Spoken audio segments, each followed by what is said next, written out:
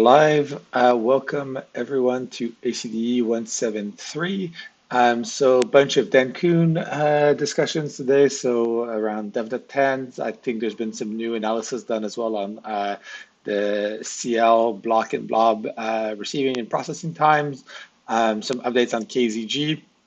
And I think once we go through that, we can chat about what we want to do next for Denkun. And then finally, Carl will give us an overview of the roll call series that's kicked off last week. And there's an EIP around empty accounts that Dano wanted to discuss. But I guess to start, we've launched DevNet 10, and Perry, I saw the DevOps team put together a pretty comprehensive doc analyzing how things have gone so far. Do you want to take a few minutes to walk through that? Yeah, maybe Banmus can first set the stage, and then I'll continue after with the analysis. Yeah, sounds good. And I'll share, this is the doc that I've just shared in the chat. Is Barnabas here? Oh, yes, nice. I'm here.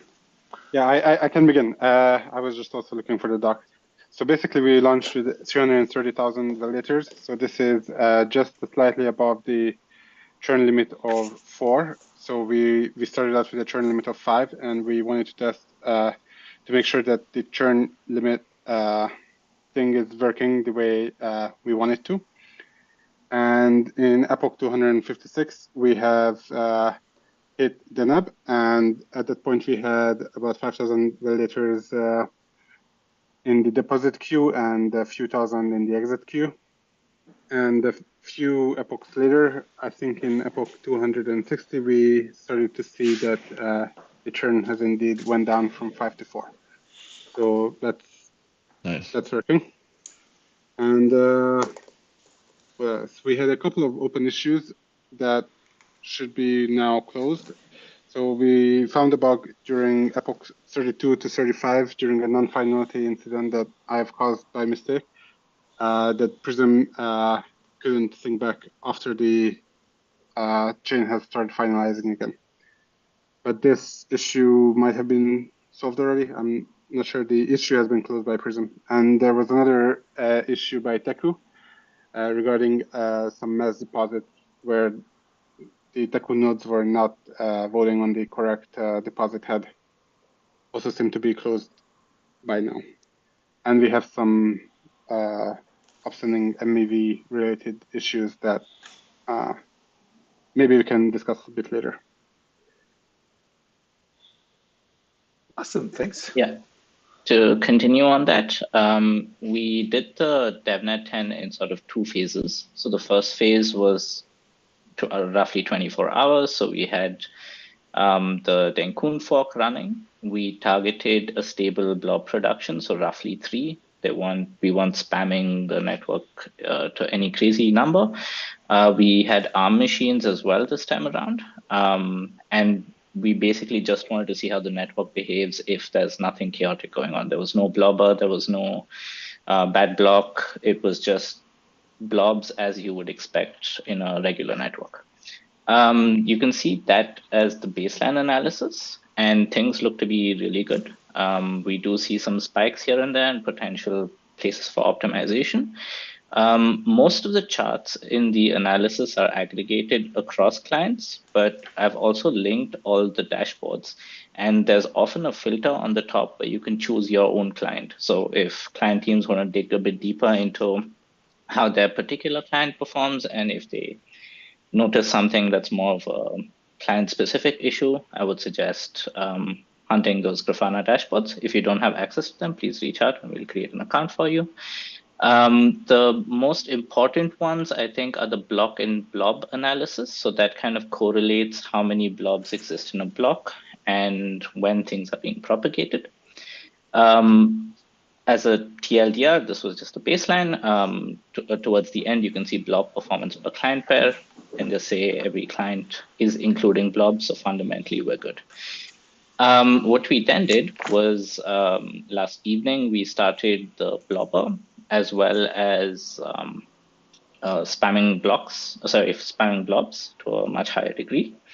Also, just a side point, throughout the entire baseline analysis, we had TX fuzz running, and that means there was transaction load. You can see very often 100 plus transactions in the network. So last evening, we started the blobber, so we're targeting more 6 blobs all the time. Of course, that's impossible to always hit 6 blocks, but we're trying as often as possible.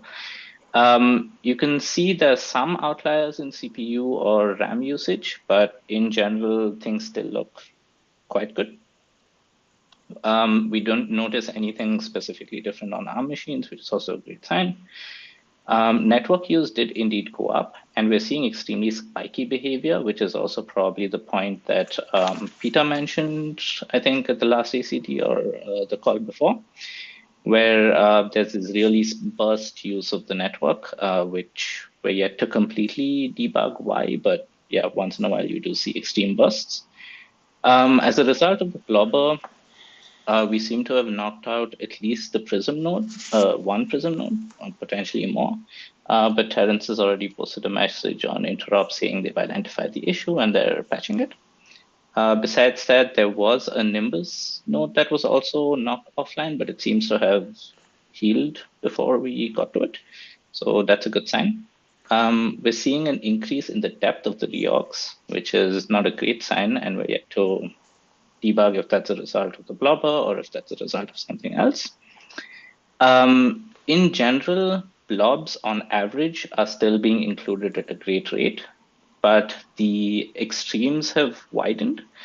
I would recommend looking at the heat map for that analysis. And besides that, yeah, I think besides that, we're still seeing stuff within tolerances. It's just the trend that we're seeing very often is that everything is happening as we're expecting. It's just our tolerances are being reduced. And there is a note that the depth of the reorg seem to be, for some reason, higher on Teku nodes than the other ones. So maybe someone from the Teku team can also look into that. And just one last point regarding MEV. We got the MEV workflow working completely. There are blobs being included. We only tested this with Lodestar nodes. So in the MEV analysis, you would only see Lodestar nodes for now. We're rolling out MEV on all other nodes, but the fact that we're seeing blobs included indicates that MEV workflow probably works fine now. And yeah, I think there's some follow-up analysis from G11 Tech and from Enrico from the Teku team. So I'll also maybe ask if they want to say something about that. Yeah, amazing work, Perry and Barnabas, and thanks so much for putting these docs together. It's really helpful to have it on one place. Yeah, and Enrico, Gijinder, either of you want to chime in with your analyses? Yeah, I can share what I gathered 2 days ago and actually yesterday.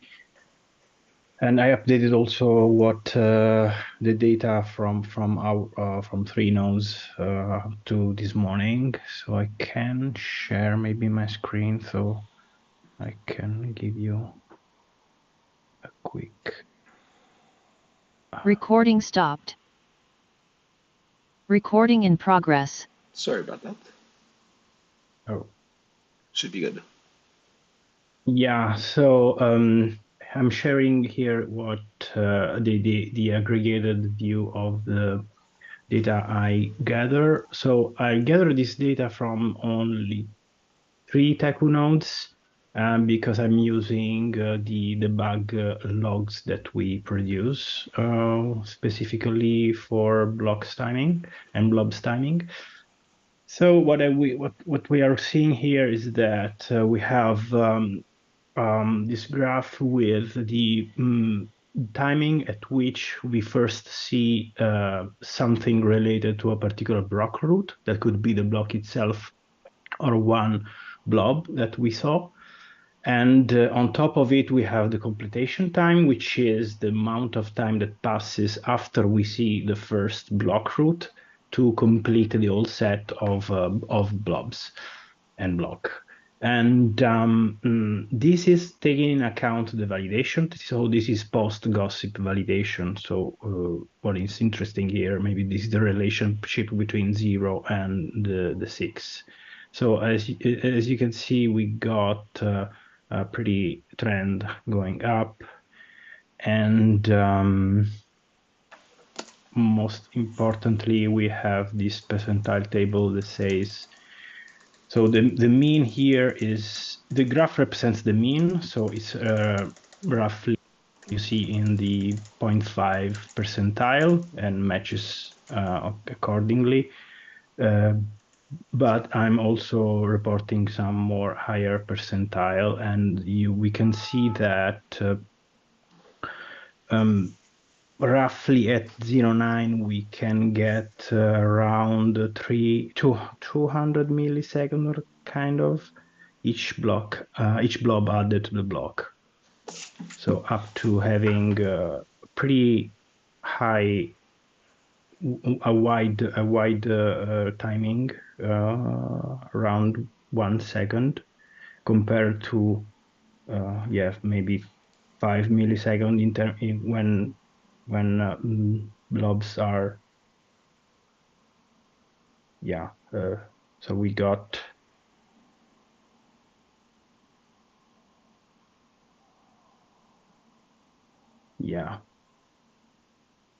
So there's not a, like, this is generally in line with the data we saw with Lodestar, right? So not like a big surprise or discrepancy in data. Yeah, it's just confirming that this is, trend is very similar to what has been reported by Lodestar. So removing the constant time of the validation that maybe Lodestar is not reporting, but the trend is very similar. Yeah. And these absolute numbers are fine and safe. It's which attempt or which method you try to use to then extrapolate these numbers to mainnet, where you may or may not have concern. Like, all these numbers on mainnet, that's the real deal here. So we got this baseline that represents our testnet here, and then how we translate this to an hypothetical mainnet behavior. This is where interpretation and ideas may vary, definitely.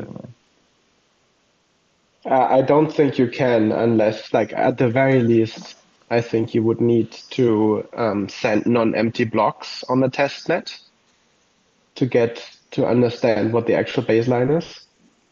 Because I think you cannot get this comparison if you just compare to empty blocks. Like, that's not what mainnet does. And were these blocks empty, or was this taken from Devnet 10 where we had the transaction fuzzer on? Yeah, this data is taken up to this morning. So and is taken from Deneb activation. So the first blocks that are empty is just because I think the blobs transaction were not yet produced, and after a while, blobs has been starting to come in, and you start getting these blobs also with different numbers. So, and I don't know when these blocks were starting being full, and I can definitely filter out and starting gathering this data from a particular slot could be maybe interesting to remove the zero blocks that are also empty. Yeah, because I think, like, that makes a big difference. Like in real life, blocks aren't propagated that fast because they are, like, more than a few kilobytes big. So this pushes our baseline down arbitrarily. I'll chat with Perry to set a reasonable slot to start printing this graph, and I can update you afterwards. Right, that would be interesting. As per his input, the blocks aren't empty, so they should be full, and from the beginning, from the Deneb activation. No, definitely not from the DNAP activation. I think it's a couple of hours after, because first we want to validate that the fork went well. So, but I mean, that still would be only very small data compared of empty blocks compared to the entire data set that you have used, I think. Yeah, if it's just a couple of hours, maybe those numbers will not move that much. Unless all the zero blobs block are always empty. Yeah, I think it would be nice to see what is the actual propagation of the full actual propagation / latency data of the full mainnet block, because full block, which is similar to a mainnet block, because Lodestar on my mainnet node, I saw that, it takes around 3.5 seconds for 95 percentile of blocks to show up. So yeah, we need to figure out. And also on the mainnet, there is an additional factor of MEV blocks whose proposals might be delayed anyway because of the communication between the builder and the validator. And so, yeah, maybe even on the mainnet blocks, I might need to filter out for the blocks which might not be MEV based to do an actual analysis. But even if that is the case, then our major concern will be to figure out how to resolve the MEV flow so that we don't have an extra latency added over there. So the entire concern is that whatever is the diff, the latency diff, it shouldn't have an additive effect on the blocks. And if it does have an additive effect on the blocks, for example, Lodestar would need to optimistically import the block, in the sense that we need to optimistically run validations even before all blobs show up, which we don't do as of now, but seems like Lighthouse does it, and it's definitely seems like a good strategy. So we might try Wait, to include that you're strategy. not currently running the execution client when you haven't received all the blobs? Yeah, Lotsa is not doing that, but seems like Lighthouse Okay. is doing it. I'm not sure whether other CLs are doing it or not. Yeah, Utaiku is doing that. So when we see the block, we already start doing the block import process or the state transition, and also contacting the EL for doing the new payload API while dealing with blob sidecars, and also doing some partial KZG validation if we, in the meantime, we received a subset of the blobs that we expect, and we only do the final import while once all the blobs have been received. So there is a level of parallelism in Teku up to 3 different streams. One is the state transition EL importing and KZG from blobs. Yeah, Lotsa will sort of need to improvise this flow and come to what you guys are doing, so that we don't see an additive effect, if there is an additive effect of blob latency on the mainnet. I mean, there will be an effect, right? Because it just consumes more bandwidth.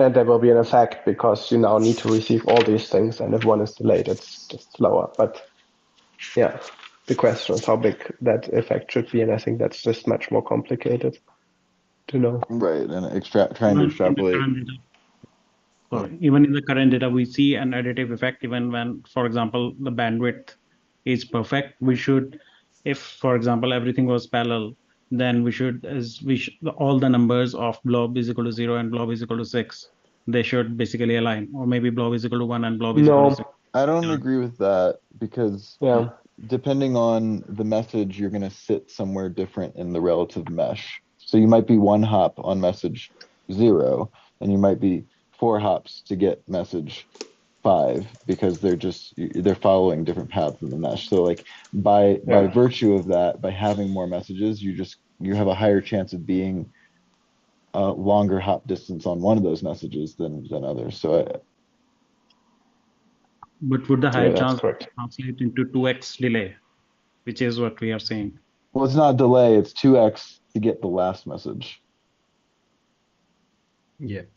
rather than to get, yeah.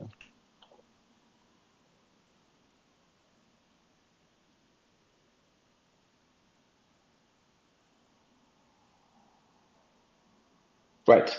And then also, this is assuming infinite bandwidth, which is also not true.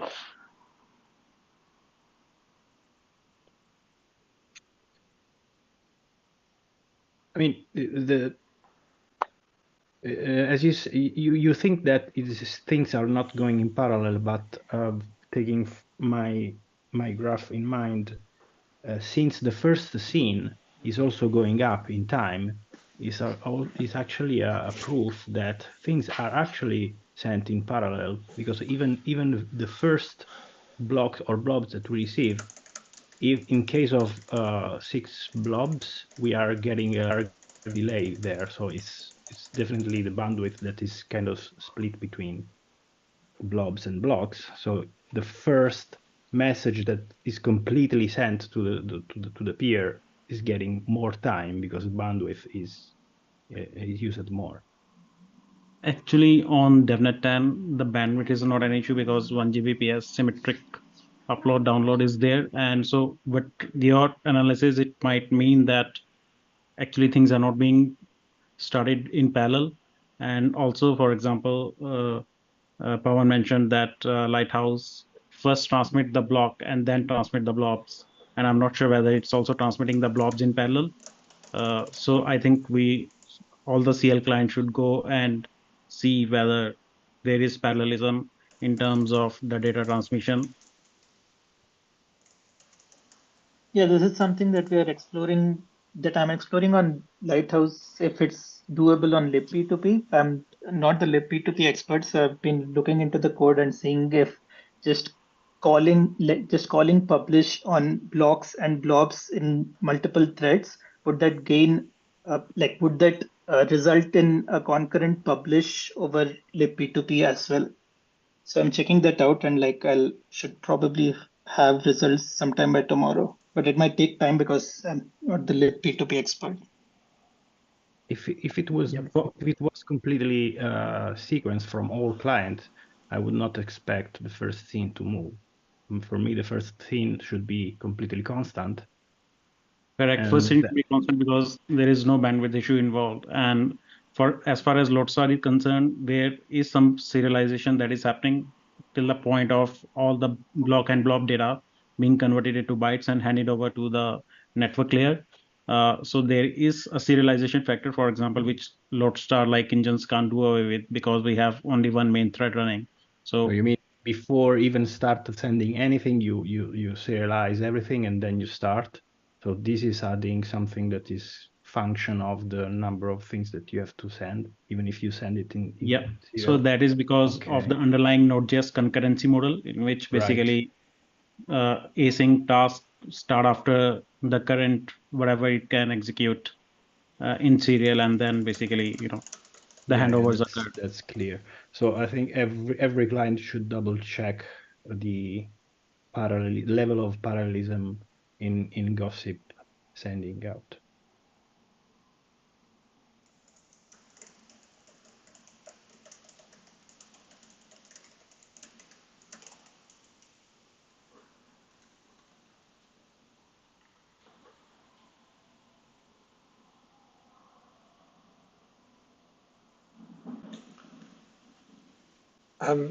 Yeah, I don't know that there's a specific, like that we have enough data here to come to a conclusion, but what the people feel is the right next step. So there's some comments in the chat about potentially running this on more nodes, potentially comparing it to large call data blocks. It might be worth also like running this on a testnet and seeing in an environment where like there are transactions in blocks by default and there's like a larger distribution of nodes. Yeah, I don't know how the people feel about next steps here. I think we will definitely need to test it on a real testnet and then only make some conclusions about it, because having it in a data center will not get us near to the real deployment conditions that might exist for mainnet. Definitely agree with that one. Also, the setup we use typically doesn't have Web3 signer. It doesn't have stuff like vouch. We don't use any custom things. We're just basically running native clients. And that's typically not how mainnet is run.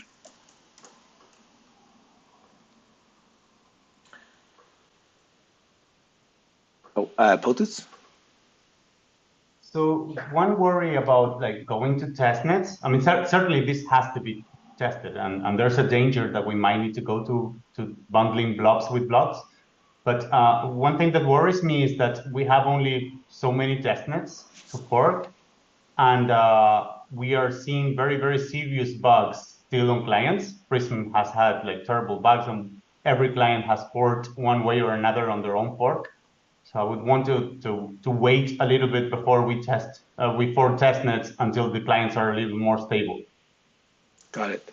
Yeah, and so I guess, yeah, so we basically have three test nets, right? Like we have Goerli, which is deprecated, and this will be the last fork we have on it. Then we have Sepolia and Hosky. So yeah, we want to make sure for sure that by the last one, things that are going live are effectively what's going to go on mainnet. But yeah, how do people feel about stability in general at this point? Terrence? So besides stability, there are still things that like we haven't tested, such as the MEV builder and the relay and client code bat, right? And that is arguably probably the biggest and most important part because like 90% of the mainnet client uses the MEV boost. So I think we probably will need to spend some more time testing it. I know we started on low start, but yeah, we'll spend some more time testing it before moving to testnet.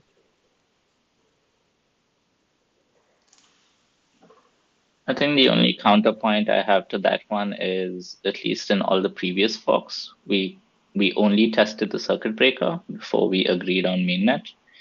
And we still have like a couple of weeks to test out MEV workflows, even before Goerli, for example, if we were to agree on it.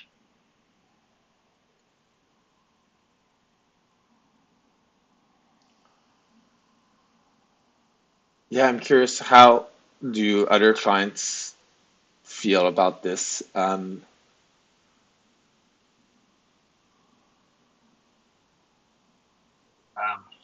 be interested in seeing like networking on a bigger testnet.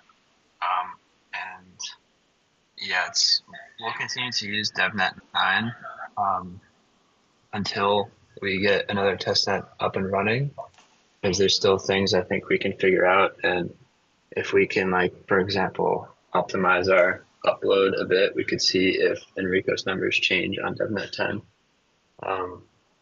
So yeah. So when you say, sorry, you said see another testnet, but do you mean you want to move to something like Gordy, or you want to see another DevNet like DevNet 10 or DevNet 11? Yeah, I was thinking Goerli, Okay, honestly. And we would continue to use DevNet 10 until got it. that was running. We were actually thinking about shutting down DevNet 10 by Monday. So maybe we can have like DevNet 11 with smaller number of validators just for running it for a longer period of time, but not really for stress testing, because running these 100 nodes is pretty expensive. Okay, yeah, that works. As long as we have something, because we're still like digging into logs and like understanding how this works. So yeah. Yeah, we can definitely launch something maybe even bigger than DevNet 9 for DevNet 11, and then we could have that until the point that we would fork Girl. Okay, that sounds good.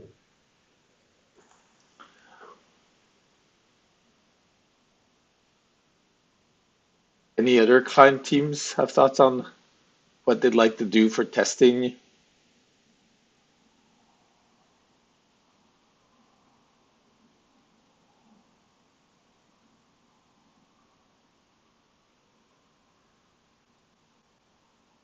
I guess, yeah, so if all, for all the like 8 other teams, the people feel, I guess, like they agree that they need more time before running to like a first test net, or are people more comfortable um, and potentially ready to move forward with Gordy sooner?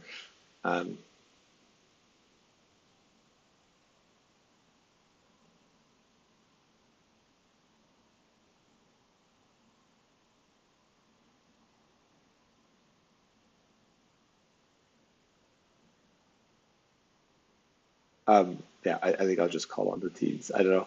Geth, how do you all feel about, yeah, just overall readiness?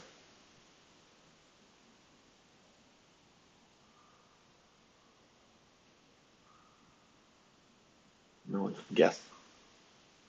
Oh, I guess I can say. I mean, I think I've said this for a little while. Like we are in a pretty good place. A lot of things are also on master now, and yeah, I mean, on the EL side, this is not really where I think the big decisions are being made. So I don't really feel like it's my place to say let's go forward. But yes, from Geth, I think we're okay. Yeah, more or less the same situation on Netherlands side. I think we are quite comfortable, but I think it's not on execution side.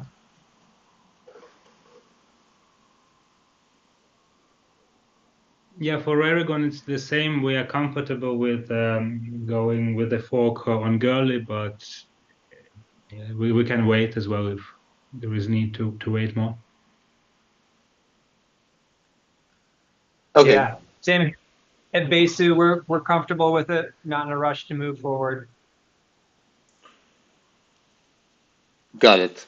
Okay, so and I think okay, so clearly on the CL, then looking at the MEV pipeline and a bunch of other smaller like client specific issues are the two things. Um, so yeah, maybe it makes sense to yeah, decide the next steps on the CL call next week. And I guess until then, if we are launching a new DevNet, then the main thing the main thing we should be doing is making sure that all the clients are set up with the MEV pipeline. Is there anything else that we want to make sure we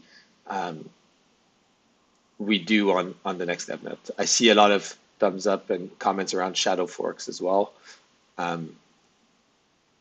Yeah, so if I don't know if DevOps folk, yeah, want to give an update on shadow forks.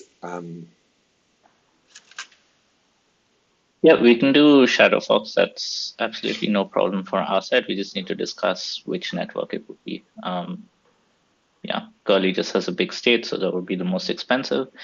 And I guess either Holski or Sequoia would be the cheapest. What's the most? Rollups? Oh, sorry. Oh, sorry. Please go ahead. Yeah, so for Shadow Forks, I wonder if there are already rollups that are actually testing on for A44. I mean, as soon as we have a deployment of actual clients that are sending block transactions at a more or less realistic pace, like an actual rollup batch posting, then it would be nice to have those tests.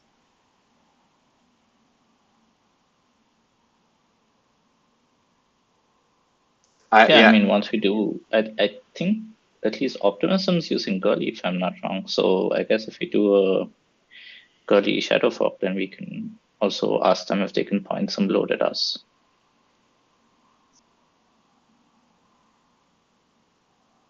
Okay, and there's a comment in the chat saying there's an OP stack rollup that briefly ran on DevNet 9.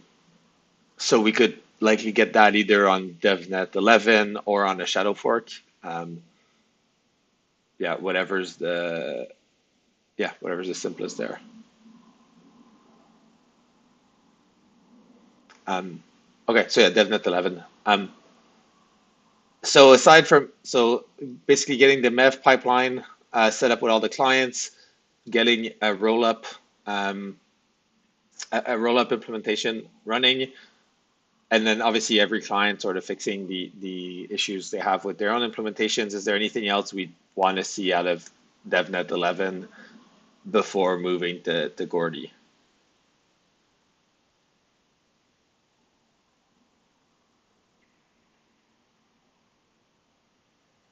Good stuff. So I'll add importing the block and running validations even before all the blobs show up. So that is my to-do. Got it.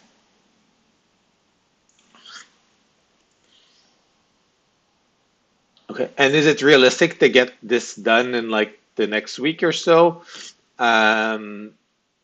such that like either we such that like by next CL call on Thursday we have a like understanding of how all those things went?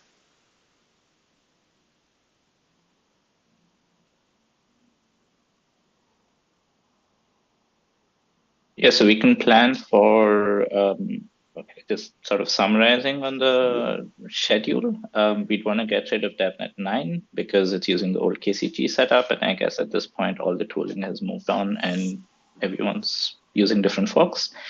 So we'd like to turn that off. DevNet 10 can stay up as long as you guys decide. I think we were defaulting to shutting it off on Monday after we collect all the data that we need. We'll start DevNet 11, which would just be a longer running small scale DevNet. So if anyone wants to actually test out tooling, etc., they can expect it to last for a while. And we can do a curly shadow fork. We'd plan for that early next week so that by the CL call, we'll have some more data. Does that sound okay?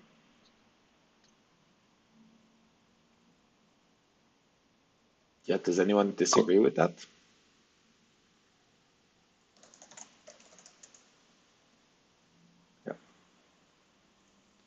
And is there any sort of request on the size of the curly shadow fork?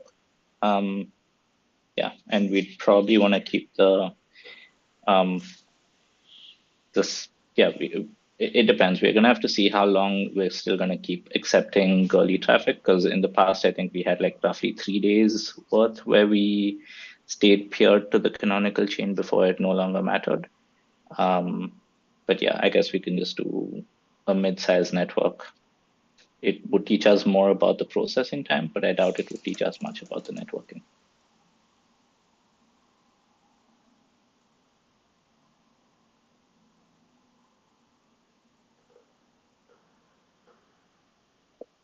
And the alternative is doing something at the scale of DevNet 10, just as a shadow fork.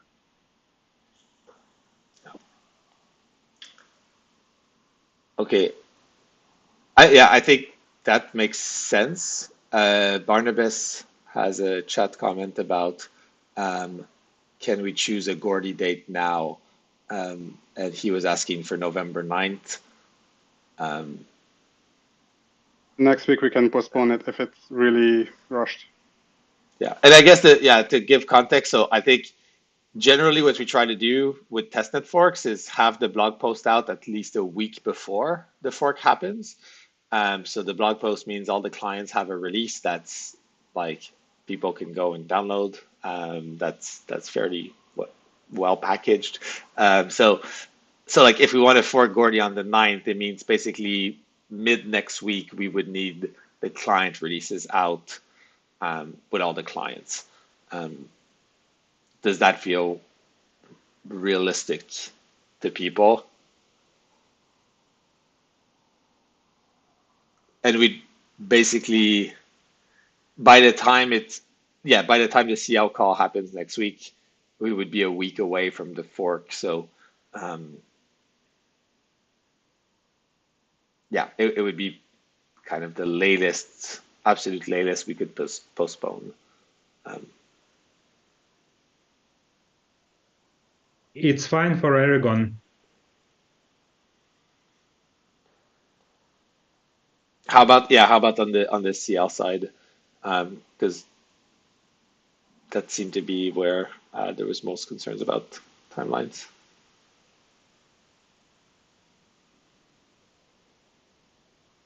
I'm speaking for myself, but I would say that Prism is not ready to fork. Got it. Yeah. And I guess the alternative, basically, if we do the same thing a week from now, it's like instead of the 9th, then you're talking about something like the 15th or whatever on Gordy at the earliest, give or take. So again, speaking for myself, not representative of the team, but I see very large and deep changes still being pushed in the branch. We are storing blobs on DB directly. There's no cache for blobs. We are moving that to file storage. These things are like deep changes. These are not just one-liners. I don't see how this is going to change in a week or so.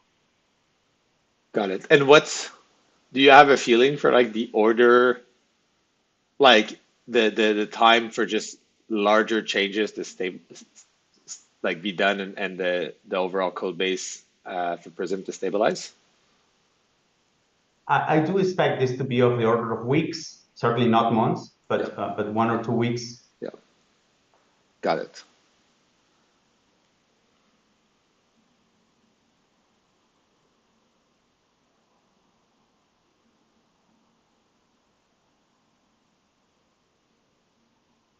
Any other teams have thoughts, concerns about this?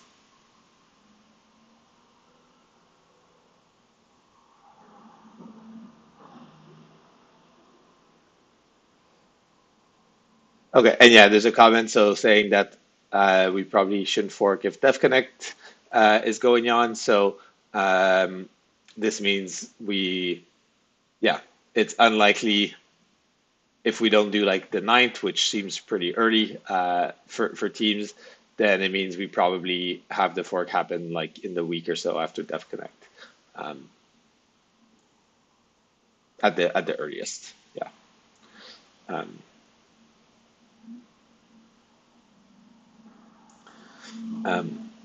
And yeah, so that means, yeah, basically the week after DevConnect is having Gordy around somewhere between, I don't know, around November 22nd. Yeah, I don't know if that starts to be. And then, yeah, okay, so Ansgar has a question. If we fork after DevConnect, do we have a shot of shipping this by the end of the year? I mean, historically, I think the closest we forked testnets apart has been like 2 weeks or so. So like DevConnect, if we fork after DevConnect, that's November 22nd. 2 weeks after that is November 6th. 2 weeks after that is December 20th. So we can probably get all 3 testnets done before Christmas, but it seems unlikely you can also shove mainnet into that, especially if we want to see, eh, especially if we want to see things on testnets for, more than a week. I think if you really wanted to like push everything in 2023, and you're forking the first testnet after DevConnect, you'd have to have something like a week between each different testnets, which probably means that the same client releases are used for different testnets. So that seems, yeah, that seems hard given that it doesn't give you the opportunity to like fix any issues that you do see on testnets between one and the next. Yeah. Yeah. There's a lot of chat going on. I don't know if anyone else wants to chime in on the call directly.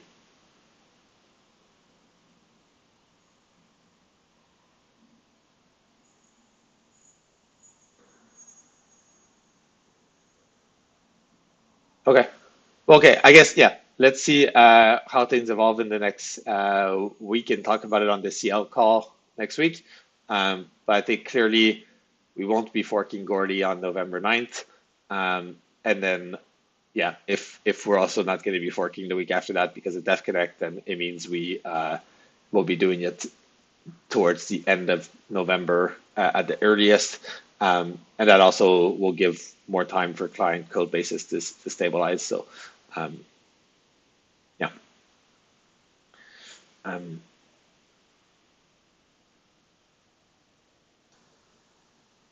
Any other comments, concerns, thoughts around Denkun testing and fork schedule?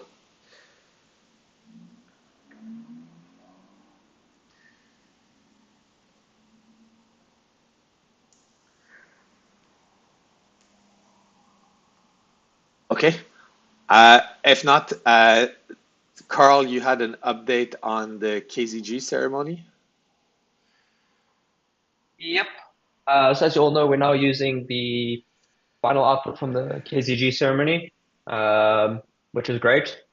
But a very important component to that is for everyone to verify the contributions. So if you participated in the past and you know you participated, but your output's not in the final ceremony, then something clearly went wrong. And we have ways of proving that, but this is not something we're seeing, but it's important to check this. So there are two easy ways for you to do this. One is the same website that most people use to contribute, ceremony.ethereum.org. You should just be able to go there. You can paste in your credentials you use to contribute, and that should allow you to verify the ceremony and claim a POAP. Then there's a second alternative method, which is a Rust script for doing the same verification. It performs slightly more in-depth checks and is a little bit easier to obviously audit that the code that you see is being run. So if you really want to go in depth, I'd recommend doing that. So please, everyone, verify the ceremony. Thank you. Oh, and as a heads up, you need to be on desktop to do this. A bunch of people have asked this question. So yeah, thanks, Carl. Oh, and I guess, yeah, you had another, so we were going to talk about next steps for Denkun after, but I think that's pretty clear. We sort of went over that. But you had another item, Carl. Do you want to give an overview about roll call? Yeah, sure. So roll call is something that myself, Ansgar, and Yoav have been working on. The idea is it's a neutral platform for coordination between a bunch of the rollups and L2s. So there's a process that, much like we have EIPs and ERCs, the new addition here would be RIPs, which is basically changes specific to layer 2s. And this ideally allows them to have a little bit more standardization between them. There are many things that they've implemented which are slightly incompatible with one another. So hopefully we can bring everyone on the same page and possibly even make some slight changes to the EVM if people particularly want, but at least try to do it in a standardized way that everyone can see and work on. And then the second thing is the idea is to have it be an API between, well, like metaphorical API between L1 and L2. So obviously there's lots of things happening in the L2s where it's people bring up points that they're interested in, but it's not obvious that whether this is just like one particular team that's interested in something or whether this is something that'd be helpful for the whole ecosystem. So helping L1 and all our governance processes to have a bit more insight into what the needs are from the L2 side of things. And then also from the reverse side of things is to help L2 see when things are needed from them. So a great example of that is what we're talking about testing on Devnets by posting blob data. So I'll go back and I'll bring this back to them, many of the L2s, and see if we can get some more of them to test. So the idea is just to help these processes become slightly easier to participate in. Everyone here is of course welcome. It's not supposed to be exclusionary or whatever. Just help separate concerns. So if you want to participate, jump. There's a roll call which happens monthly, and you should be able to see that coming up in the PM's channel, the PM's repo, much like ACDE and ACDC. And also there's the layer 2 channel in the ETH R&D Discord has been renamed to roll call for participation if anyone wants. Thank you. Any questions? Oh, yeah, please. So sorry, I didn't want to jump in, but I just want to mention we also have an in-person event during DevConnect. So if you're in town and you have some free time on, that's the Wednesday. I'll put the link in the chat, and there might be some topics you can have a look, and if there's some topics that you think you might be interested in, maybe joining the conversation, yeah, reach out to us, and that would be great to have some Layer 1 people involved as well.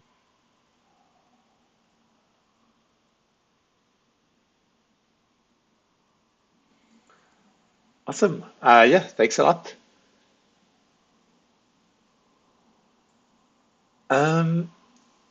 Okay, the last thing we had today, Dana wanted to bring up EIP 7523, which is about prohibiting empty accounts on post-merge networks.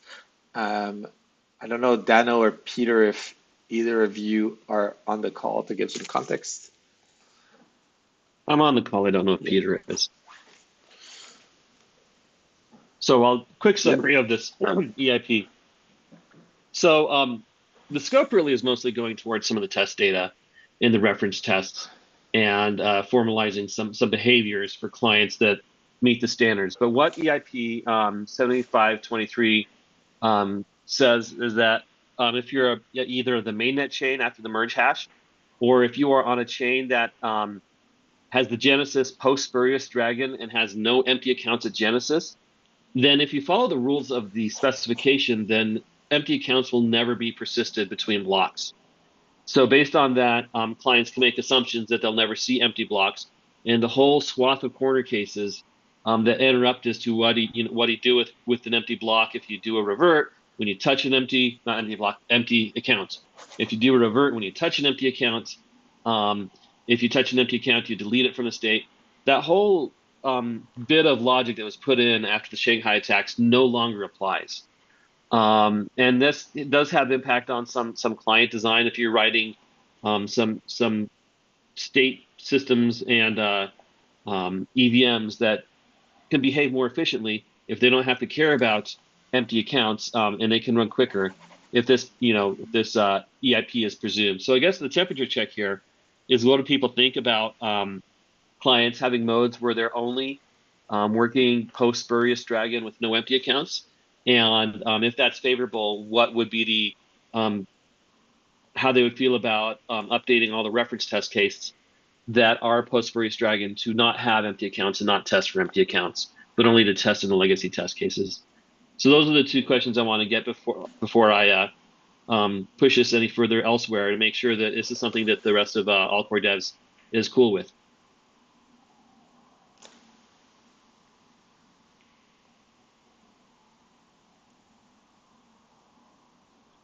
Not everyone at once. So I think I didn't get the full context, but are you aware that with Virtual trees, at least at the moment, there will be a difference between things like positions in the state that have never been written to versus positions in the state that have just been overwritten with zeros?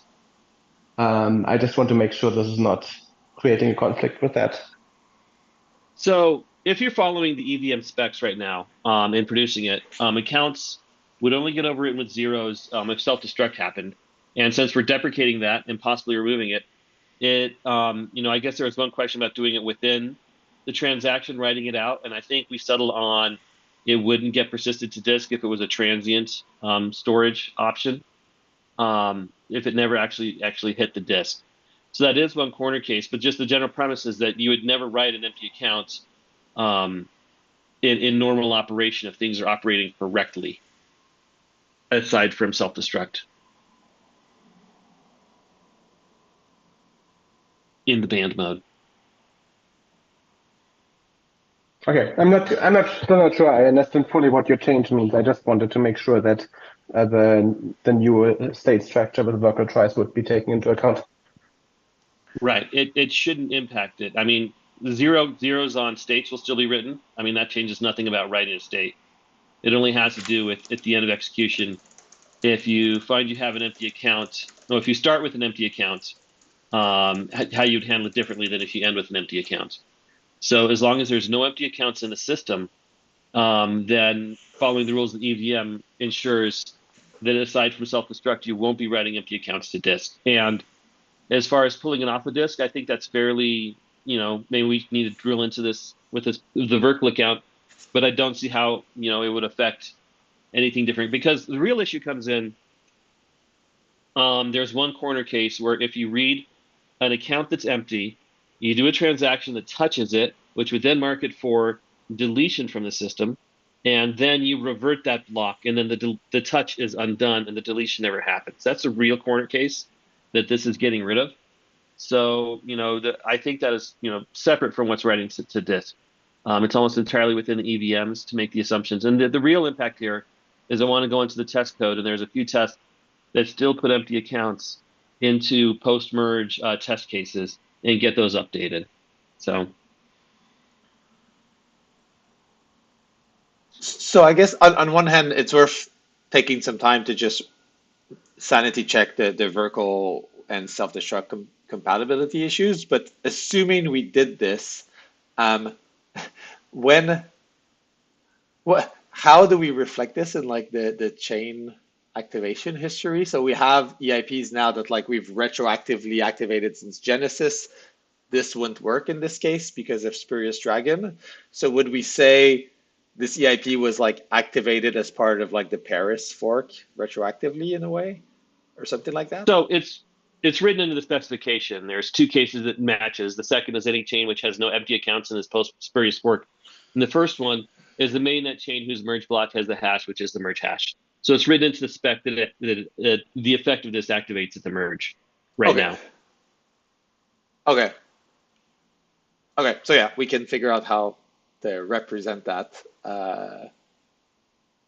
And the reason why I ask about this is like somebody who's writing a client from scratch, do we want this to show up as part of the merge EIPs so that they can know when they've get to that point, like, okay, I can assume there's no longer empty accounts, or is there a better spot for it to show up? But right, and I think that's exactly the question that we need to have. Yeah. What is the appetite for writing accounts that can't do the full history of Ethereum, that only start at the merge or only start with a certain point with a certain set of data from a fork? Do we need to keep all historical ways to generate blocks in future clients or even current clients?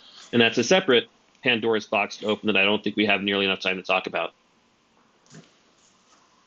So I guess where's the best way for people to discuss it? Should we just use the ETH Magicians thread of this EIP? There is an ETH Magicians thread. Yes, I think that's the best place to drop your issues. Okay. Any other comments, questions, concerns about this?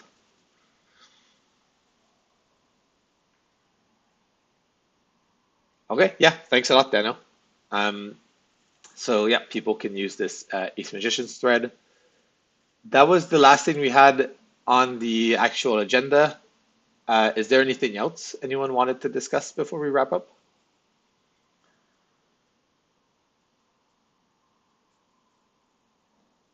Okay, well, if not, we can close out here. Thanks everyone for coming on, and I'll see pretty much all of you on the testing call next Monday. Yeah, talk to y'all soon. Thanks, Tim. Bye, Bye. everyone. Thank you. Bye. Thanks all. Thanks.